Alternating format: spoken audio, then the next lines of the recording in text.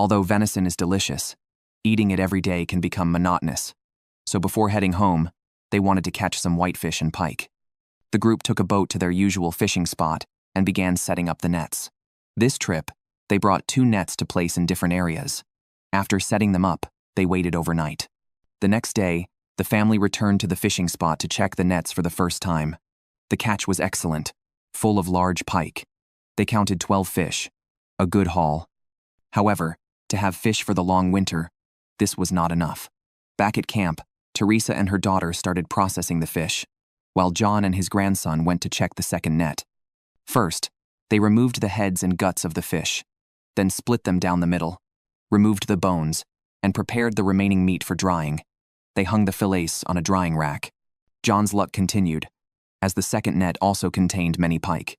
With their substantial catch, the grandfather and grandson returned to camp. Seeing the neatly arranged pike on the drying rack, John sincerely praised his wife's work. Now, with moose and plenty of pike, the family felt immensely satisfied. With autumn hunting complete, it was time to return to their village home. They dismantled their tent, packed all their gear onto the boat, and prayed for continued good fortune, a part of their cultural tradition. It's the younger generation's responsibility to understand, learn, and carry on these traditions. Who would have thought that the ice breakup on the Yukon River still cannot be controlled by humans? If this size of ice floes forms an ice dam downstream, it would significantly raise the upstream water levels, causing minor flooding or even a dam breach, submerging everything along the way. This is Igor from Alaska, where spring is now upon us. As the ice melts, the Yukon River clogs again, an almost annual occurrence. Due to last winter's higher than normal snowfall, a major flood is likely. A similar event in 2009 nearly destroyed a village. Locals, fearing history might repeat itself, have started packing, ready to flee at any moment. Meanwhile, Jody and Jamie, who live in the highlands, haven't fled but have come to town to buy enough supplies to prepare for the disaster. On their return, they found the river road already flooded. Seeing such high water levels for the first time made them panic. Given the situation, large ice blocks would soon clog the river, so they hurried to leave. Although the disaster was fierce, it passed surprisingly quickly. The ice jam cleared in just 12 hours. Afterwards, Jody and his spouse surveyed the area and found the river road completely overtaken by huge ice flows. The town, being in a lower area, probably suffered more damage. For a while, the couple will be confined to their camp, unable to use the road to travel elsewhere. Thus, they plan to head in the opposite direction into the forest towards a place called Sassafras, a legacy left by Jody's grandfather. The traces left by the flood helped them identify a relatively safe area, which they marked with warning tape to determine where houses could be built. As stated in his will, this land would never be sold or divided to ensure a legacy for future generations. The reasons are its flood-resistant highlands and nearby fishing eddies that provide fish to sustain the family through winter. Jody will find an optimal location to establish a new camp, enabling his son to marry and continue the family line. They spent half the day searching and arrived at Jody's old campsite, previously submerged by the 2009 Yukon River flood. The flood took everything, including riverside trees and ground debris, evoking many happy memories but also much heartache. After all, the campsite that had been operated for decades is now in ruins. Jody had once trapped rabbits, chopped wood, and cooked here, living a carefree life. Now, everything has changed, except her commitment to traditional living. 14 years after nature began its self-repair, the area has grown denser. However, due to previous flooding, it's no longer suitable for building a campsite. They continued forward and arrived at an open highland filled with large trees, untouched by floods. Jody immediately fell in love with this perfect spot and decided to establish a new homestead here. The construction of their house would start on this land, where they could build wherever they wished. Their homes are primarily made of solid wood, which can last for generations if maintained properly. However, building a house is a significant event, so the couple discussed choosing an auspicious day to begin construction. One morning, Jody found bear tracks in their yard. Encountering bears is not uncommon in the wilds of Alaska's Igor. Although they had firearms, Jody and Jamie were still very wary of these animals, preferring not to risk an attack on humans when the bears might target their sled dogs instead. These dogs are Jody's treasures, and she wouldn't allow predators to threaten them. Thus, the couple followed the bear tracks, hoping to eliminate the threat or at least drive the bear away from their home. In the snowy forest, they found more tracks and realized this might be the bear that neighbors had mentioned visiting their homes at night. The trail eventually went cold, and they had to return to their camp temporarily. Recently, one of their sled dogs had puppies, and Jody wanted to make sure they were safe. Usually, having a dog in the yard can deter bears, but this time was different, so they couldn't be complacent. Living in the forest, hunters maintain a delicate balance with wildlife. Once this balance is disrupted and their safety is threatened, they must act. Determined to resolve the issue, the couple re-entered the forest the next day to continue the pursuit. This time, they found some blood traces, likely from the bear being shot by someone else and escaping without a fatal wound. As a hunter, Jody felt responsible to find and kill this bear. Tracking a wounded and hungry bear in the vast forest was like finding a needle in a haystack. Even with some dried blood traces, it was challenging to follow the trail. At this point, Jody noticed that her husband Jamie seemed reluctant to let her continue deeper into the forest. As an experienced Yukoner, he knew well the dangers of tracking a wounded and hungry bear. Although Jody is usually assertive, she conceded to her husband on this matter. Despite spending several days tracking the bear, they never found it. Now, there were only two possibilities. Either the bear had died somewhere, or it had escaped with minor injuries. Ultimately, the couple decided to stop the pursuit. Aimlessly searching was less practical than securing a stronger shelter for their dogs. Spring not only awakens bears from hibernation but also sees many birds returning from the south. At this time, hunters like Jody and her husband rely on these waterfowl for fresh meat. Today, they plan to hunt ducks at a nearby lake. Their canoe, neglected and sunken, needed to be retrieved and repaired before use. While retrieving the canoe, they spotted their quarry in nearby bushes. Jody quickly raised her gun and fired, but missed due to shooting too high. After Jamie retrieved and started repairing the leaking canoe, the ducks appeared again. Jamie mimicked duck calls while Jody waited for them to emerge fully from the bushes before aiming and firing again. She missed the second duck, suspecting an issue with her gun's aim. Upon inspection, they found and corrected the problem with the sight, restoring the shotgun's accuracy. By next spring, the winter-hunted moose or reindeer would be consumed, and fishing would have to wait until summer. This challenging spring season, hunters depend on small game like waterfowl to sustain themselves. Jody left the shelter to try her luck, while Jamie stayed to continue watching. Spotting ducks landing on the water, Jamie didn't hesitate and fired 2 shots, bagging a heron and a wild duck. The recently repaired canoe was then used to retrieve the game. As Jody adjusted her sight, she too successfully hunted a bird. They thought their day was over, but another duck landed on the water. Both Jody and Jamie fired simultaneously, securing a 4th bird. Together, the meat was enough for a hearty meal for their family of 3. By the campfire, Jody and Jamie plucked the birds. As native Alaskans, they still rely on the land for their livelihood. After this meal, they would need to plan for the next day's food. Although living from meal to meal is tough, it is a simple, fulfilling life without much stress. Once the birds were fully plucked, they singed them over the fire to remove any remaining down. This preparation was necessary before cooking the meat, either by frying or making a soup. Living off the land requires long-term planning and adaptability. As spring just began, Jody and her husband were already preparing for the next winter. Today, they planned to head upstream to build a camp in a hunting area. This way, they could directly hunt there during the autumn moose season. Moose meat is a staple food for the indigenous people in winter. Last winter, Jody's family didn't catch any salmon or hunt any moose, making it a particularly tough season. So, they decided to plan ahead this year to avoid repeating the past. Searching along the Yukon River, they found an open area with plenty of grass and shrubs, a favorite spot for moose. The terrain near the riverbank was high, offering a good view of the surroundings. After a thorough check, they chose the best spot and began cutting trees. Since it was a temporary residence, they only needed to clear space for a tent. In recent years, a ban on fishing for king salmon in the Yukon region has made the indigenous people more dependent on hunting animals like moose. The couple divided the work. Jamie cut down the trees, and Jody transported them to the riverbank. Everything seemed to be going smoothly until an accident occurred. Jamie got a branch in his eye while cutting wood. Although Jody knew some herbal remedies, this situation was beyond her skills. They had to return to their community to seek professional medical help. Delaying treatment could risk an eye infection, potentially leading to blindness. At the community hospital, the doctor reassured them that Jamie's eye injury was minor and prescribed some antibiotics. From then on, Jamie would need to wear protective goggles when cutting trees. A few days later, the couple returned to the hunting site to finish building the camp. Despite the previous incident, Jamie needed a reminder from his wife to wear the goggles. After clearing the surrounding trees, they used 2 existing trees and the cut logs to assemble a frame. The challenging part was the roof beams, which Jamie had to secure with nails while on the structure. They covered the roof with a waterproof tarp to complete the simple camp. After finishing the work, Jody tested her shotgun.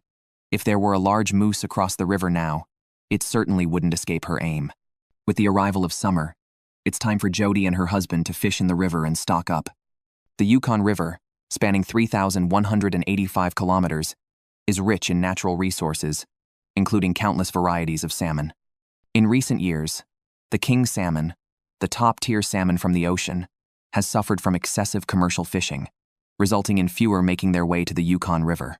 Therefore, 4 years ago, a local regulation banned indigenous people along the Yukon from catching king salmon during their spawning migration, depriving them of a vital food source. The riverside communities had no choice but to settle for other types of salmon, which, although less tasty, at least kept them from starving. Today, Jody and Jamie are looking for eddies to set up their fishing nets aiming to catch some whitefish. Once they found a suitable spot, they anchored the boat ashore, drove a wooden stake into the muddy riverbank as an anchor point, and attached one end of the net to it. Jamie piloted the boat, while Jody gradually deployed the net.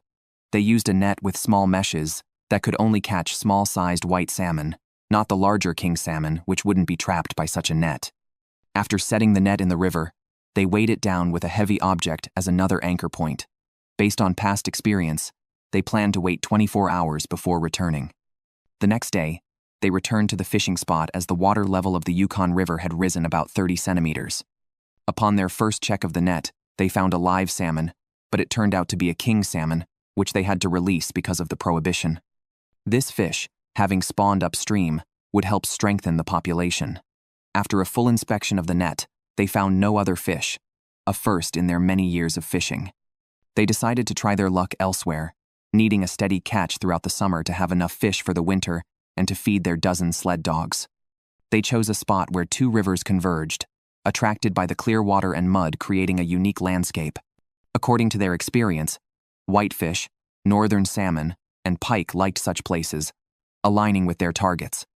The method for setting the net was the same, followed by a patient 24-hour wait to see the outcome. During this time, they didn't rest. They went into the forest to gather herbs and berries.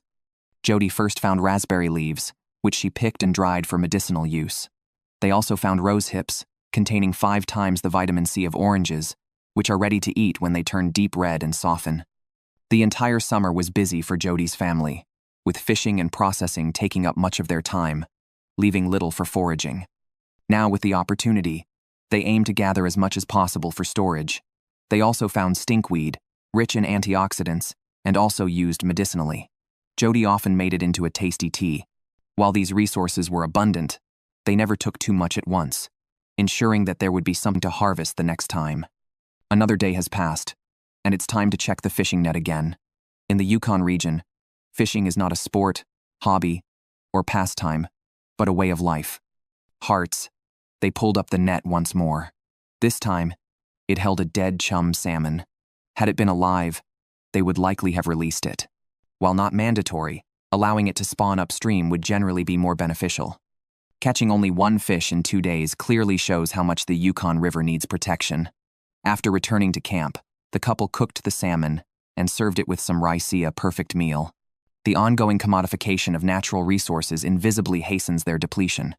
Who is truly responsible for this situation is not only thought-provoking but also deeply concerning. When hungry, they hunt a grouse or ptarmigan, fry it in a pan. When craving something sweet, they pick a handful of berries, cook them with sugar into a sauce, and spread it on fried bread. This is the traditional lifestyle that Alaska natives still lead. The hot summer has passed, and when the leaves on the trees start to turn yellow, it signals the arrival of autumn.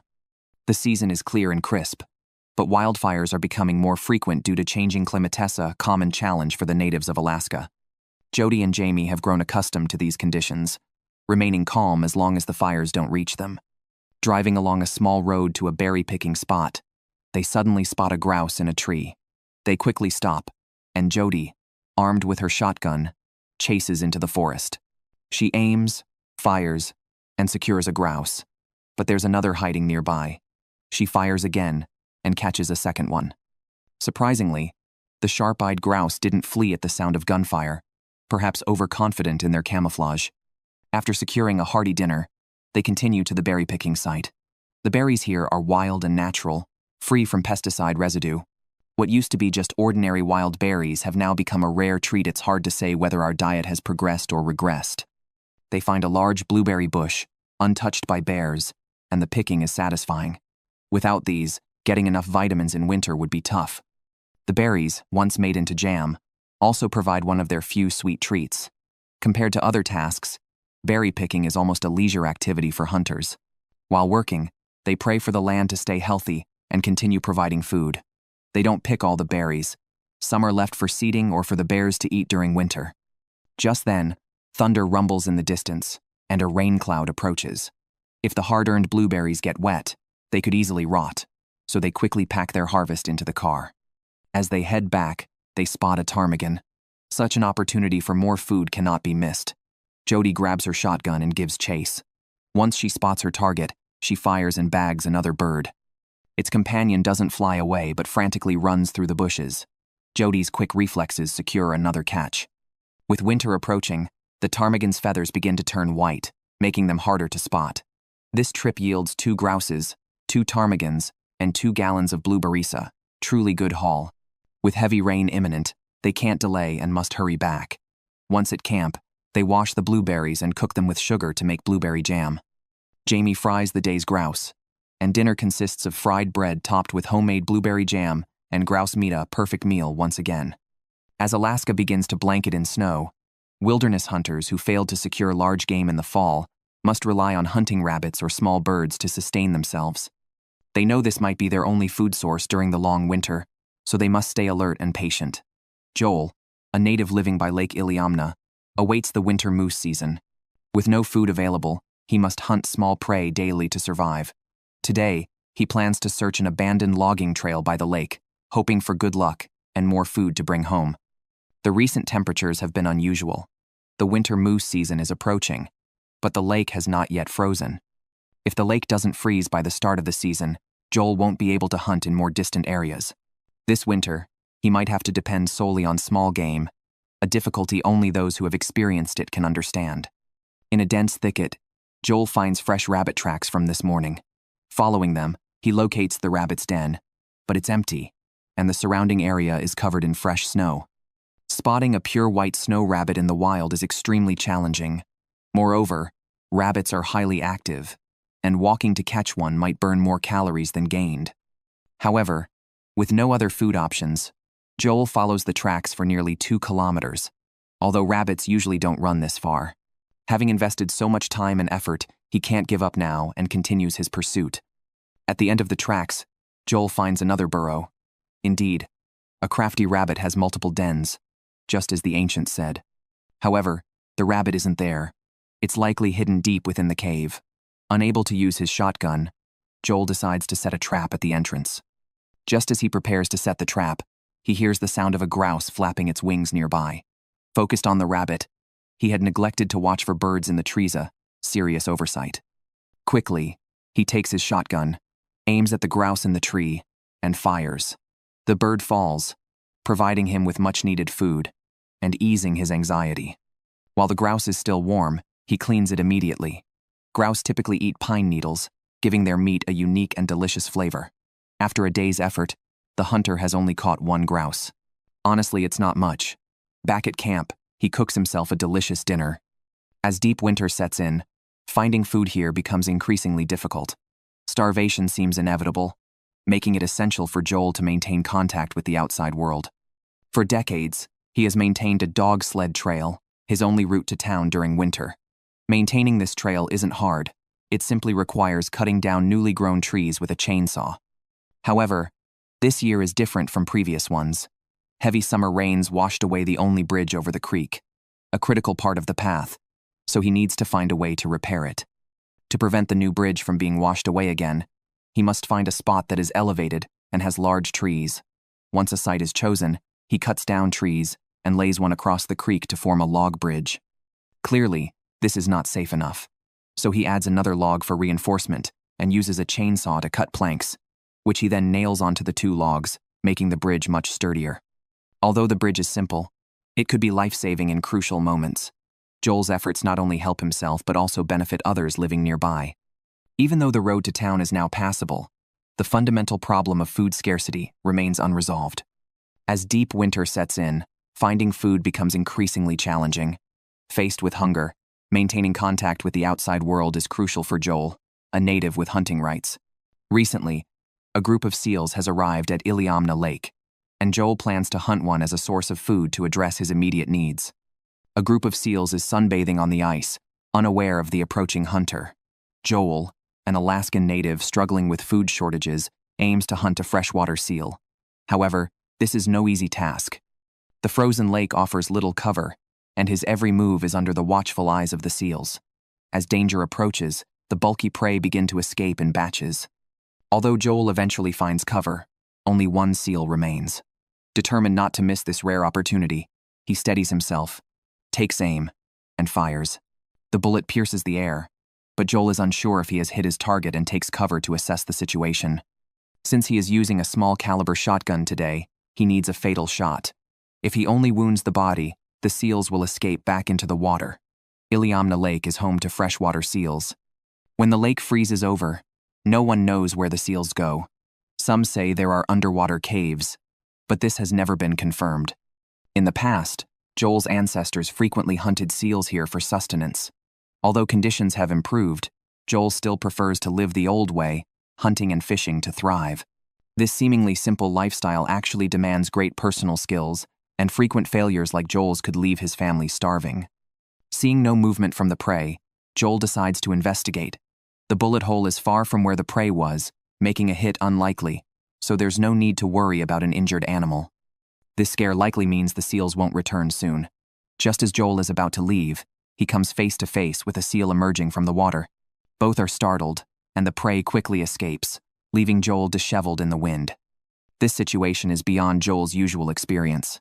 He decides to wait on the spot, hoping to catch any seals that appear off guard. Lying on the ice is uncomfortable, and Joel soon struggles to endure it. Continuing like this without catching a seal could be harmful just for a meal, so he decides to try another spot to fish. The paths this season are treacherous with hidden open water, making motorcycle riding risky. However, living in the wilderness means not shying away from searching for food despite the dangers. Joel speeds through lakes and forests to his destination, but despite his efforts, he can't avoid a large snow pit. Fortunately, he wasn't riding fast, or he might have been injured. After a quick fix, he continues on his way. Joel reaches a spot where a river meets a lake, usually abundant with fish. He uses a manual ice auger to start drilling. As soon as the ice hole is made, a strong fishy smell hits him, indicating he's in the right place. However, he doesn't rush to fish. Instead, he sets up bait using some rotten fresh fish eggs, which have a strong smell to attract distant prey. After setting the bait, he leaves it overnight and plans to return the next morning to decide whether to fish there based on the bait's condition. The next day, Joel first went to the area where the seals had been seen. If he could hunt a seal, fishing would be unnecessary. However, after yesterday's ordeal, the seals seemed to have vanished completely. It looked like he wouldn't be getting any large game. Now, he had no choice but to hurry to the fishing spot to try his luck again. After some trekking, he found the ice hole from the day before. Observing it for a while, he could tell there were fish active nearby. Ice fishing requires minimal gear, which is easy to obtain. He just needed to load a hook onto the fishing line, use a stick as a fishing rod, and attach the bait to start fishing happily. The lake water was very clear, allowing him to see the bottom clearly. Initially, there were only small, nuisance fish around, which could easily steal the bait but were too small to be caught, typically the kind most disliked by fishermen. However, after a patient wait, a larger fish approached. Joel quickly jiggled the rod and successfully pulled it out. His luck was not bad today. He at least secured a meal. With food in hand, he needed to make the most of it by eating it quickly. He planned to come back tomorrow for more fresh fish. Once home, he cut the fish meat, marinated it, fried it in a pan, and was ready to enjoy his meal slowly. One of the joys of wilderness living is the freedom to build a house as you wish. If you want to save money, you need to find natural materials for construction. In Alaska's Iliamna Lake, Hunter Joel is busy gathering materials to build a house. A week ago, he cut a batch of free timber and left it on the ice. Now, with the weather warming and the snow melting rapidly, he needs to quickly process these logs before his efforts are wasted. Recent snowfalls have buried the logs, so Joel must first dig them out, then haul them back to his lumber camp using a sled. The logs are heavy and have absorbed water from the snow, making transportation very challenging. Joel puts all his strength into pulling the logs out. Next, he needs to find the woodworking machinery to process the logs into planks. Upon arrival, he discovers the machine is submerged in ice. To move it, he must dismantle it and load all parts onto the sled. He is in a hurry because once the snow starts to melt, it disappears within days, potentially ruining the machine. After transporting all the parts back to the logging camp, Joel finds a suitable spot and reassembles the machine. It's very heavy, and he has to stand it up by himself. Once the saw blade is installed, the assembly is complete. He tests the engine, and it works well. After hauling all the logs, he begins cutting them into planks, mostly for walls or roofs, with spare pieces used as firewood, ensuring nothing is wasted. The machine proves very effective, quickly slicing a log into evenly sized planks. However, during the process, the saw blade suddenly breaks. Fortunately, it's a replaceable part, and Joel has spares. After fixing the machine, he continues cutting planks. With these materials, he can add a few rooms to his house. This type of wooden villa, built with little money and an extensive yard, is far superior to the expensive concrete structures in the city. After a full day, all the logs are cut into planks, transported in batches back to the camp, and stored in the workshop for use on a sunny day. Building a house is exhausting, but watching it come together from your own hands provides immense satisfaction. However, as the saying goes, lazy people can't survive in the wilderness. The beautiful things we see involve much unseen sweat and tears. Due to previous failures in hunting large game, Joel's main focus this season remains on finding food. It's said that Hunter Joel lacks skill, but today he's determined to redeem himself. Behind his camp, at a small pond, he spots 2 water birds. Since hunting season is almost over, he can only catch unprotected small animals. Joel shoots 3 bullets and secures 2 ducks, regaining some pride. His patrol dog shows no interest in retrieving the ducks, so Joel waits for the prey to drift to shore before collecting them himself. Normally, 2 ducks would be enough for a meal, but circumstances have changed. A few days ago, his wife and child, who had left Alaska for a year due to hunger, returned and reconciled with him. Now and in the future, he must gather more food when he goes out. To increase his hunting success, he borrows a new shotgun from a good friend, which proves to be very effective. Aimed roughly, it brings down a large area. With the added pressure of family, Joel's shooting accuracy has improved significantly, and with 3 shots, he secures 2 more water birds. With plenty of game, it's time to head home and prepare a hearty meal for his family. Living in the wilderness means meat alone does not provide a balanced diet. Before enjoying tonight's feast, they plan to gather a plant called Labrador tea from the mountains to brew. In the evening, the family gathers by the lake, brews a pot of tea, fries up the game, and fully enjoys nature's bounty. In reality, going out to hunt every day means that the supply of food is very unstable. After all, no one can guarantee a successful return from each outing. Therefore, when the fishing season arrives, it's time to start storing salmon. Once salmon enter freshwater for spawning, their bodies gradually turn red, and by the time they spawn, they are a bright red. The quality of their meat declines as the color deepens. Iliamna Lake is one of the spawning places for salmon, so Joel can easily catch them. He selects those that have just started to change color to store as food. Unlike other natives, his family has a more direct method of fishing, since this is the end point of the salmon's migration. The fish are less active here. After locating a gathering spot, they simply throw one end of a fishing net into the water and pull the other end with a boat to encircle the fish. Catching wild salmon is that simple. With an abundance of fish, they are selective, only taking home those with lighter colors and better meat quality. With just one haul, they catch 103 salmon with good meat quality, amounting to hundreds of pounds of fish. Mixed with other food, this can last until the next fishing season. It's like opening for business once a year. and eating for a year. After processing, the fish are lightly cured and then smoked. This allows the fish to be stored long-term without a refrigerator.